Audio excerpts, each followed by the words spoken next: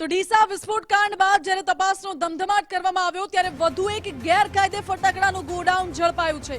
બાતમીના આધારે જ્યારે તપાસ કરવામાં આવી, કાર્યવાહી કરવામાં આવી ત્યારે આ ગેરકાયદે ફટાકડાનું વધુ એક ગોડાઉન મળી આવ્યું છે। મામલતદારે આ અંગે તપાસ હાથ ધરી છે। બાતમીના આધારે તપાસ કરવામાં આવી અને ગોડાઉન ગેરકાયદે જણાઈ આવતા મામલતદારે કાર્યવાહી શરૂ કરી। ડીસા મામલતદાર ચીફ ઓફિસરે આ ગોડાઉન ઝડપી પાડ્યું છે અને ગોડાઉનમાંથી મોટી માત્રામાં ફટાકડાનો જથ્થો મળી આવ્યો છે। હાલ તો મામલતદારે આ અંગે આગળની કાર્યવાહી શરૂ કરી છે। લાયસન્સ વગર આ બધા જ ફટાકડા અહીં રાખવામાં આવ્યા હતા।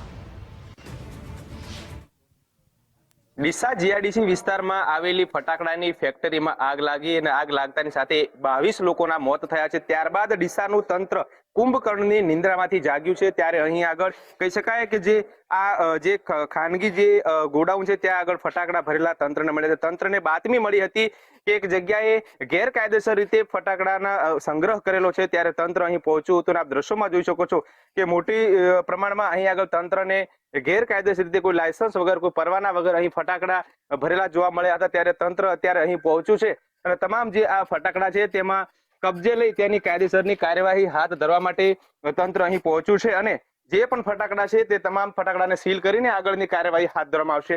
મહત્વની વાત છે કે તંત્ર જો આ કામગીરી પહેલા કરી હોત તો કદાચ આજે 22 લોકોના જીવ જે ગુમાવવા પડ્યા છે તે ન ગુમાવવા પડ્યા હોત। કમલેશ નાભાણી, ગુજરાત ફર્સ્ટ, બનાસકાંઠા। એકતા શોપિંગ સેન્ટરની અંદર અમને બાતમી મળેલ બાતમી એ આધારે અમે અહીંયા તપાસ કરતા નરેશભાઈનું એક ગોડાઉન આવેલું છે। એ ગોડાઉનની અંદર 2 દુકાનો આવેલી છે। એ દુકાનની અંદર દારૂખાનો જથ્થો મળી આવેલ છે અમને, અને દારૂખાનો જથ્થો જે સંગ્રહ કરવામાં આવ્યો છે ત્યાં કોઈ લાયસન્સ પરવાનો ધરાવેલ નથી। એટલે હવે અમે આ ડિટેલની આગળ તપાસ કરી અને જે દારૂખાના અંગેની આગળની કાર્યવાહી તપાસમાં ચાલુ રહેશે।